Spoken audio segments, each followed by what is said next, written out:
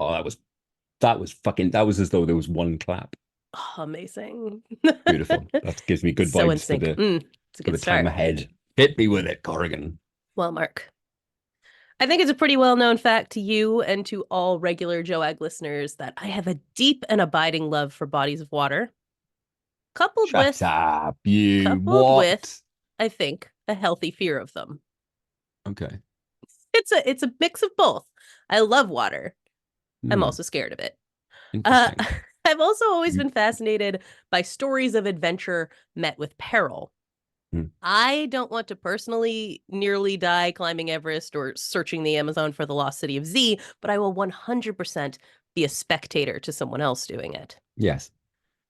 As such, one of the topics that's always captured me is folks who got on big ships for years long expeditions to explore inhospitably cold places humans have no business being, namely the Arctic and the Antarctic, the Well, poles. I share that, and you know, I haven't spoken about it on the cast in a while, but you know how endlessly entertained I am by tales of people getting themselves in bother when it's entirely their own fucking fault. Right, You exactly. should never have been doing that in the first place, you fucking idiot. And now you Yep. come to me, oh no, my fucking family have drowned. It's your own fucking fault, isn't it? You shouldn't have Right. been on the ship in the fucking 1400s or whatever.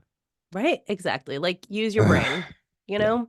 But I want to hear about it. People need to do this stuff so that Oh, then I can read about it or yes. watch a documentary on it or And things like learn that. from it. Sure. Well, Yeah. I uh, learn not to do that. I don't do much learning. Now, another thing about me, Mark, Mm. is that I love a maritime museum. My Mm. favorite kind of museum, hands down. They never disappoint. Go to whatever maritime museum is closest to you. Uh, is right. Is there is there like a ceiling on the amount of new stuff you can learn in a maritime museum? No, absolutely not. Because here's the thing about maritime museums, wherever they are, Mm. have their own specific, Fine, like, maritime history, right? fine. Like, I went to one that was very specifically about, it was the Astoria Bar Museum, I think it was called. And it was specifically about one bar, like a sandbar or whatever, or like it's a feature underwater that makes it very difficult for ships to cross from Right. one place to another. And it was an entire museum dedicated to this one bar on the Columbia and all the ships that had wrecked there and like Mm. how you cross these kinds of things and the training that pilots go through. They're specifically called bar pilots to get there. So listen, what I'm saying is there is no limit on how much you can learn at a maritime museum because everyone you go to, that body of water has its Mm. own set of shit that has like killed people and Yeah. stuff like Well, that. yes. I guess every local kind of niche sand trap has claimed its share of local victims, Right. hasn't it? Fine. Exactly. Yeah. Fine. So they're a lot of fun. And when I was in the UK last April, I went to the phenomenal National Maritime Museum in Greenwich. Bruh, incredible museum. It's huge. Just the collection is immense. I had no idea who Lord Nelson was. I'd heard the Oh name yeah. before, but there is an insane collection about Lord Nelson. I learned why New York was called New Amsterdam from there. I Uh-huh. saw the suit that Lord Nelson died in. Ooh. Great place. And and it is also home to some 400 artifacts from one of the most famous doomed expeditions of all time, the Franklin expedition. So if you've read or watched The Terror, you'll be familiar with a fictionalized version of the story. Are you laughing at me? No, I'm not. I'm not laughing at you. I am delighting in watching you absolutely exude enthusiasm So and passion for a excited. subject. I am That isn't laughter. very This is passionate. I'm being Okay. caught up in your wave is what I'm Okay. is what's happening. All right, I'll take that. All right. Because I am, yeah, I think visibly excited about You are this. you're perspiring. It's just my leaky eyeball. More on But which later, I'm sure. if you've read or watched The Terror, you'll be familiar with a fictionalized version of the story. And it's a story you can do a lot with fictionally because Well, we have no idea Yes. what the fuck happened. Yep. That's why And boat core is such fertile ground, isn't it? Because when you're right. out there, mate, worst things happen at sea. And that is a broad, you know, worst things. That's all you need to depict. Yeah, exactly that. But only in the past decade have we even had access to the most important pieces of the puzzle to try to figure it out. The actual ships, HMS Erebus and HMS Terror. Hmm. So today, I'm going to tell you what we do know about Sir John Franklin's ill-fated adventure to cross the Northwest Passage and how we know it. Nice. All right, Okay, ready? are you gonna during this tale, and Hmm. this is part of it, so I'll say that again. Okay. During this tale, are you gonna give us any insight into why the fuck they call that boat the Terror, as opposed to, the Good Times or the fucking Yeah, HMS Party honestly, I'm not vessel? entirely sure. It did not come up and as you know, I used 22 sources for this, and none of them You did. explained that. You did. However, one did also go on to define Erebus, Yeah. which also is something to do with like the road to Hades or something Fuck's like that. sake. So Talk both about of a these. what's the word? Nominative fucking determinism. Is that Yeah, what it's right. called? Yeah, exactly. 100%. The A little bit shipwreck. of Oh, right. yeah, right. A little bit of self-fulfilling prophecy going on in the names of these boats here.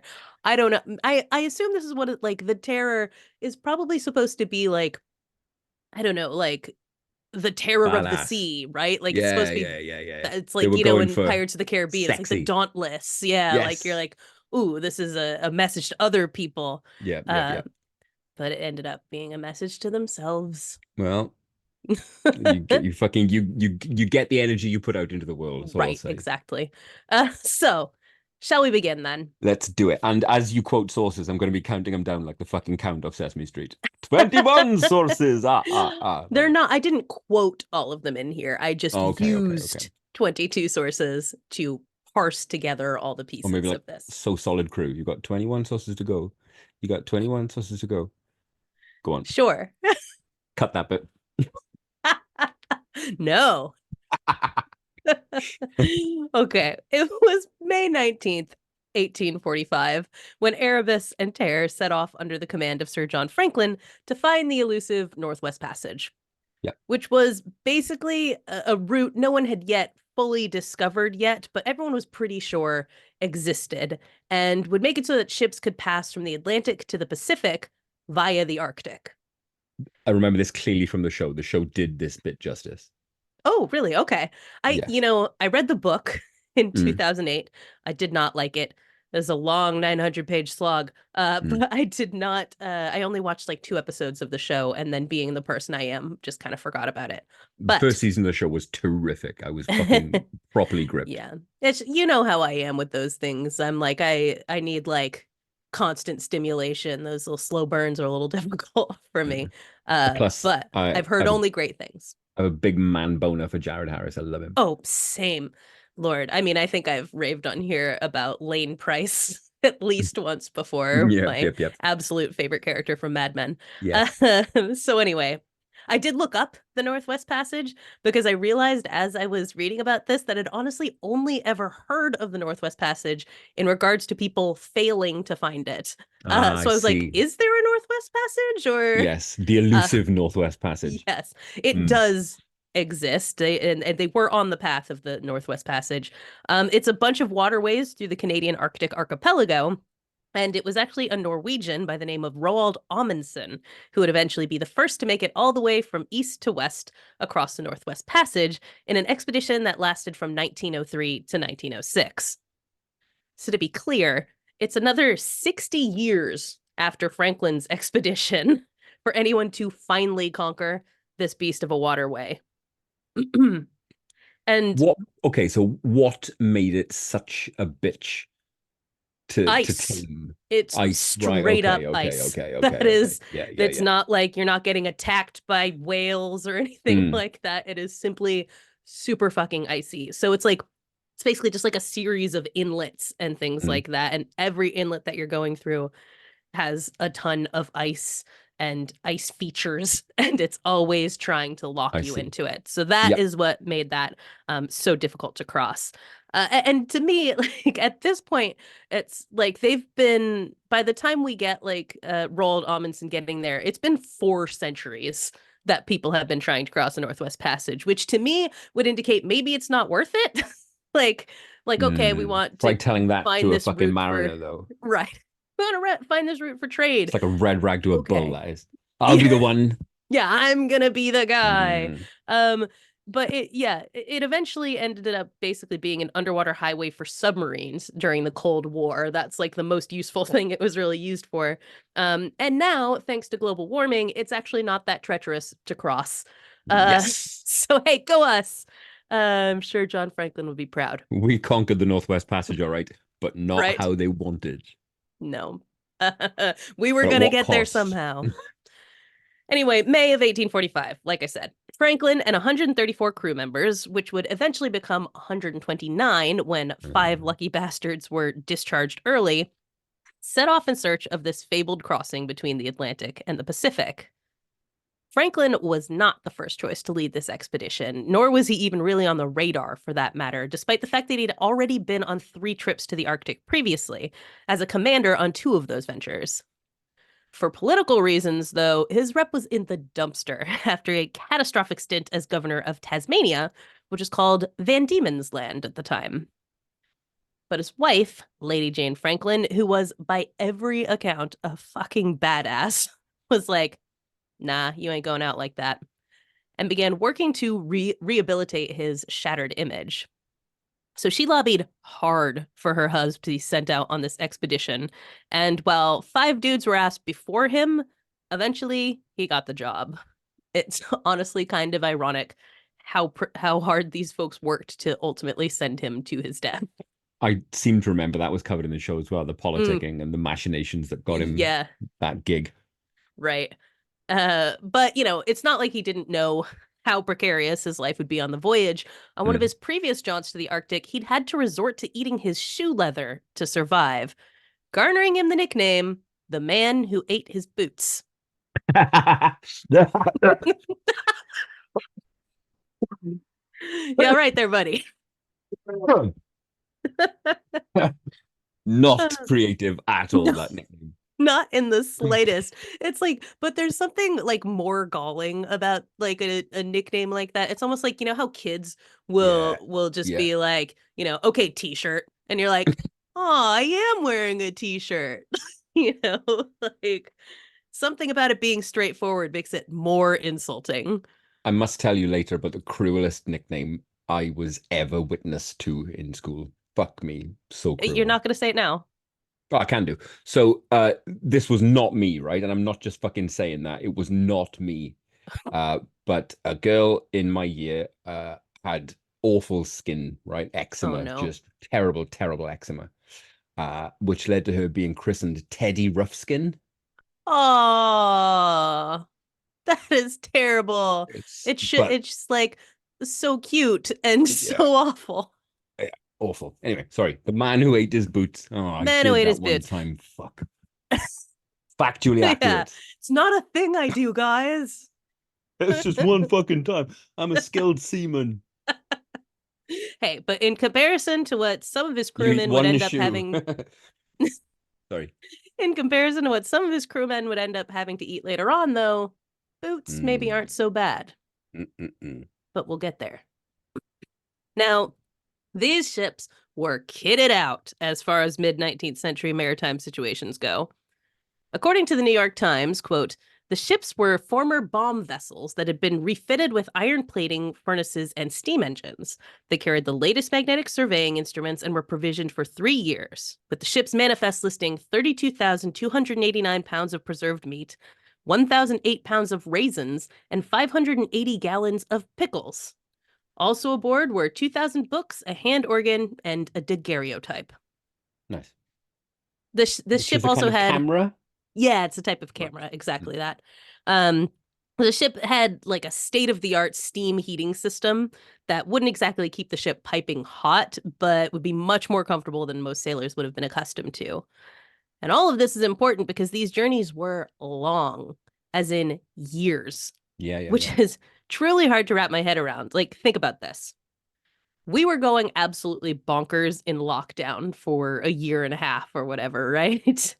But if we were 19th century Arctic explorers, we'd have been on a boat with naught but books and pickles basically for as long as this podcast has been going. Just just sort of Ye wrap your mind around that. fucking hell. Yeah, I'd be the first to go ape shit. I'd be the first to get like sea right. fever, Exactly. 100%. trying to drink seawater and fucking It's like we have plenty of water on board, shut Mark. up. I have to do this. It burns. Franklin, for his part, was pretty pleased with himself for how prepared he'd made the ships for the journey. For example, he'd contracted with a man called Stephen Goldner, who had some sort of impressive canning technology that would allow him to can up 8,000 tins of food, which should have kept them in canned meat for about 3 years. The thing is, that contract was only finalized less than 2 months before the ship set sail, causing Goldner maybe to have done a shoddy rush job that may account, at least in part, for the fate of the crew. But again, we'll get there. For now, what we can say for the expedition is that it was being undertaken on the best equipped, most state of the art ships out there. So everyone was pretty optimistic about their chances of breaking through the Northwest Passage. About 2 months into the journey, the two ships were seen by a pair of whaling vessels east of the entrance to the Northwest Passage in Baffin Bay. And then they were never seen by white people again. And I make that specification here because there's one very stupid detail that explains part of why what happened was a mystery for over a century and a half. And that's pretty much that the British government couldn't be arsed to listen to Indigenous people. Pretty much everything we now know comes from later searchers actually talking to the Inuit, who had been telling the story of what happened ever since the ships went down. They saw the struggling sailors before they died. They saw them pulling the ships with ropes. They saw where the ships sank. They freely offered this information, and the British government was like, fuck off. So there's that. Yeah. Believable. Believable. Yep. Some things are on brand. Yes. It's just a wild thing to think about. Like, all these people are telling you, like, hey, we know where your guys Oh, are, those and they're just guys. Yeah, like, yeah. I nah, too brown. just saw them. No, I don't think so. So some whalers see them head off, and then no one hears from them again. They'd sent off their last letters to their families earlier from the Orkneys, where they'd also slaughtered some oxen for more meat. And then that's the last of their communication, which I guess is weird. I don't know. I don't understand how mail worked on boats. And I always find this like, Yeah, that's a they're great always like, point. oh, they sent back letters from blah, blah, blah, blah. And you're like, but they were on a ship in the middle of nowhere. How did those get back? So I don't know how they were expected to communicate, but I'd they love should to have know. That apparently, feels like something you would have yeah. come up with. One, Did listen, one of your 22 sources not fucking shed that any I light on that only one? had so much time, Mark. I can't dive into every No, fair little enough. rabbit hole my mind takes me down. I Next have week, a ADHD. 4-hour special on old world On maritime postal mail. techniques. Yes, exactly. Tune in for that You, one, folks. that'll be our snack for this month. Corey explains the postal system. Listen, I also went to that postal museum in London, which was a gas as well. I got to Fuck, dress up like a train conductor. when did the bit stop and we go back to facts? You What? did go to a postal I museum and did. dress up. Oh, right, I okay. did do that. Okay, That was fine. I not a thought joke. That's a thing I did. I feel like, you've gotten to know me very well over the past 3 years, but sometimes it still surprises you just how much of a nerd I am. it surprises and delights me. So yeah, no word was sent back when there should have been. But by 1848, when the crew would surely be running short on food, it became clear that word was not coming at all. Lady Jane Franklin was rightfully stressed out by this, so she went to the Navy and was like, hey, you got to start looking for my dude. They were not in a rush to do that, but she was dogged in her resolve to find her husband, going so far as to write to the US president, Zachary Taylor, for help, get Charles Dickens campaigning for her, The and Charles to Dickens. the Charles Dickens Mm. was invested in this, and to fund her own expeditions, which was deeply unheard of. You weren't supposed to bypass diplomatic channels with the British government and take matters into your own hands, and in doing so, she forced theirs. Eventually, they sent out over 40 search expeditions, all to no avail, until 1850, when some grim evidence that things had not gone well emerged. On a frigid and barren stretch of land called Beachy Island, they found evidence that the crew had made an encampment. Central to this evidence was the presence of three graves, those of crewmen John Torrington, William Brain, and John Hartnell. Those graves are still there, by the way, although the bronze placards on them are recreations of the original ones. There's some great pictures of them on Atlas Obscura, and I guess you could theoretically visit them, but I don't think Beachy Island is any less desolate and uninhabited now than it was then. In kind of modern geography, what land is this? What would this be So called? we're talking the Canadian Arctic Right. archipelago. So it's just Okay. Okay. off Okay. of it's one of those little islands that the inlets are going through Mm. in the north of Canada. And you can also see the amazingly preserved corpses in full color all over the internet. Because the permafrost beneath which they were buried, they are Mm. remarkably intact. Nothing eating at them, nothing breaking down and decomposing their bodies or their clothes. They look dead, clearly. Their mouths are all stretched out and stuff like that. But you can see who they were, you know? Like they look like people. They're mummies, essentially, Mm. all just naturally from the permafrost. This has also allowed researchers to be able to like take DNA and sort of look Stomach at their contents. bones Yeah. and Yeah. like Yeah. all Yeah. kinds of stuff to try to get a sense of what was going on with them.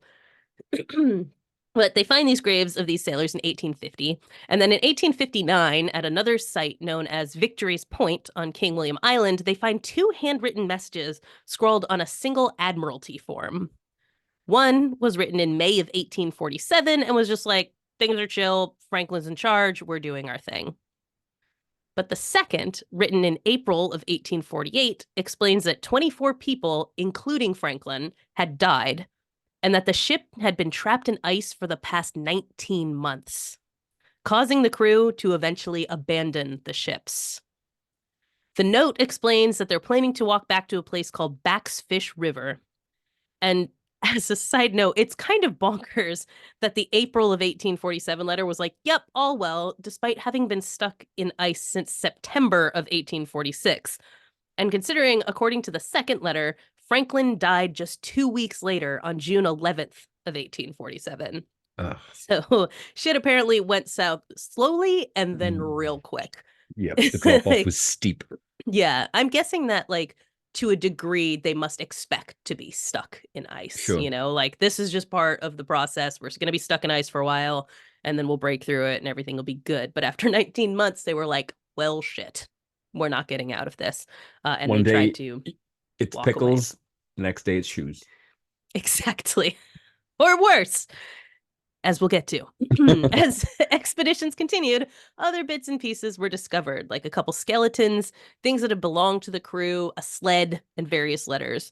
Although the guys weren't necessarily the most literate fellows on the planet, and those letters were somewhat difficult to decipher.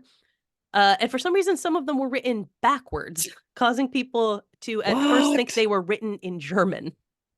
Yeah, just fully backwards. We have no idea why, because obviously we can't ask them what happened. Uh, Someone was just writing backwards.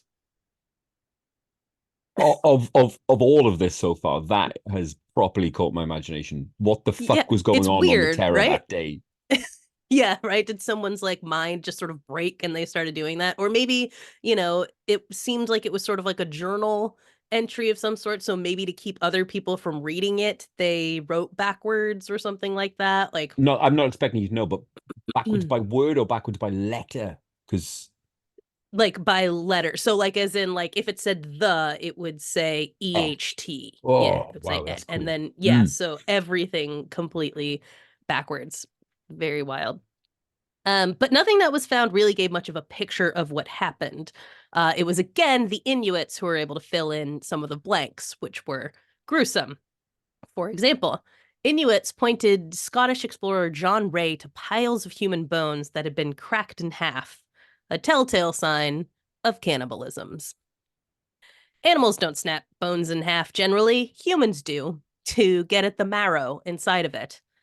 And indeed, as remains have been recovered since the 1980s, we've seen evidence that, yep, them folks was eating each other. Hmm. Researchers found knife marks on bones recovered from King William Island, and more recent analysis published in the International Journal of Osteology in 2015 found that not only had bones been broken, but heated, meaning that the crewmen had probably cooked the bones to try to get that marrow out. Mm.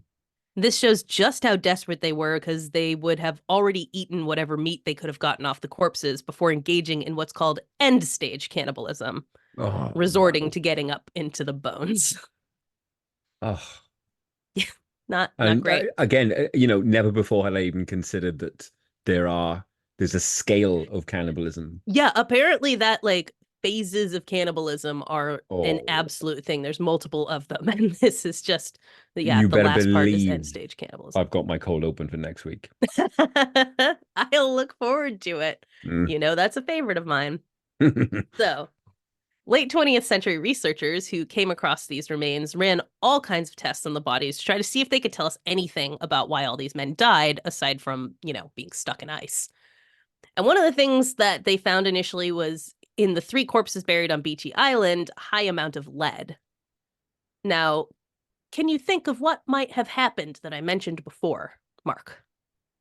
High amounts of lead in the deceased. Mm-hmm. So let's have a think. Help me out. It was the rush canning job, Oh, potentially. fuck. Potentially. Mm. It's posited that under pressure to get the order filled in just 7 weeks, the cans were poorly soldered shut, letting lead seep into the contents of the cans. Apparently, they found a can or various cans that looked like they had been shoddily put together, along with finding lead in the bones. And we've talked extensively about the effects of lead before, but just as a reminder, symptoms include abdominal pain and vomiting, constipation, hearing loss, seizures, fatigue, weight loss, loss of appetite, irritability, difficulty with memory and concentration, joint and muscle pain, and mood disorders. And that's on top of being fucking stuck Stuck. in ice flows. Right. So, if in fact the crew were ingesting lead contaminated meat, they would be cranky, in pain, struggling to concentrate, and potentially developing mood disorders that would make them act horribly toward each other. Or write journal entries backwards. Or write journal entries backwards. Right. That said, this theory is disputed. Mm. More recent tests using confocal X ray fluorescence imaging didn't find as much lead in the bones and found the distribution of lead in the bones to be inconsistent with a concentration that would be especially dangerous or lethal. Mm. These scientists think it's more likely that they died the good old fashioned way folks would die at sea in conditions like this, freezing and starving with a touch of the old scurvy mixed in. But a lot of what we know comes from an Inuit oral historian named Louis Kamuchak, who realized that stories he had heard passed down in his youth seemed like they might offer some clues to what happened to the Franklin expedition. So he dug into that oral history and compared it with what records we do have of the journey, and lo and behold, in 2014, he was able to point Canadian archaeologists to the location of the ships, like precisely Right there. right there. The Inuits had known all along, and by simply probing what they passed down, he was able to use their knowledge to solve a 150-year-old mystery. Isn't that fucking It's yeah, wild? it's superb. Yeah. It's hard to express how monumental this was. Inuits didn't have written language at the time of the Franklin expedition. They just were really good at passing down oral history. And well, as Paul Watson points out, a lot of politicians and academics like to pay lip service to traditional knowledge, be like, oh yes, we totally acknowledge that they have their own way of telling things and it's just as good as ours. They don't really take it seriously when it comes down to it. And yet, after more than a century, an Indigenous historian found the exact location of these ships by doing just that, taking the oral history and tradition seriously. Listening to it, yeah. Bonkers to What a think concept. about, right? Incredible stuff. Where are the ships now? Or are you going to get there? I just am about to get there, but yes, they are still there, still where they found them. Still right there. Right where they were left in Canada. In underwater footage of the Terror shot since the wreck was discovered, you can see that, much like the mummified crewmen, the ship is remarkably intact, with desks and file cabinets still in place, layers of silt covering shelves of items that barely moved from where they'd been placed. Now that is something to see, isn't it? Yeah, right. The sleeping quarters are left just as if the sailors were coming back to them. And as such, researchers and archaeologists are hopeful that records will be able to be recovered from the ship, as well as the daguerreotype that was brought along on the journey. They've done this before, finding daguerreotypes underwater. They are able to then develop the plates later on. So they're hoping that would be there, which again would be wild. We might actually be able to see images taken aboard Terror and Erebus all that time ago. It is, of course, complicated to extract items from the shipwreck without destroying them, which is why the boats are still there and we have not pulled that stuff up. It's been nearly a decade since the ships were found and we don't have those items yet. Kind of encouraging that they are still left there in situ and exactly. Free of plunderers and fucking looters and dickheads. And I didn't even go into this, but one of the interesting things about this is that there's a political element to the finding of this, where the Russians were actually going after it at the same time as we were in the 2000s. And it was very important to the US and Canada to get to this before Russia did, which is perhaps in part why they started taking the Inuit testimony more seriously as well. If someone can tell us where this is, please do, so that Russia doesn't get to it before us, presumably because then you lose the artifacts, you lose the chance to, determine what's going to happen to it. It's good that we hate Russians more than we want to disregard Inuit. Exactly, right. Balanced out who we want to discriminate against, and Russia came out on top. So there you go. Good job, Inuits. But so, yeah, there's, as such, it is sitting there being preserved, as it's been preserved all this time. And so they don't want to rush and be like, no, let's pull everything out of it and then destroy documents that have been sitting in there for 150 years, as a result of it. But one day in the near future, we might finally know what happened to John Franklin and his men locked in the ice for 2 years. And through fucking primary evidence as well, through actual stuff that they touched and fucking slept in and lived on. Beautiful, beautiful, beautiful stuff. Exactly that. And hey, people listening to this, like I said, I used a lot of sources. I always put the sources in the description of the episode and on our blog, jackofallgraves.com/blog.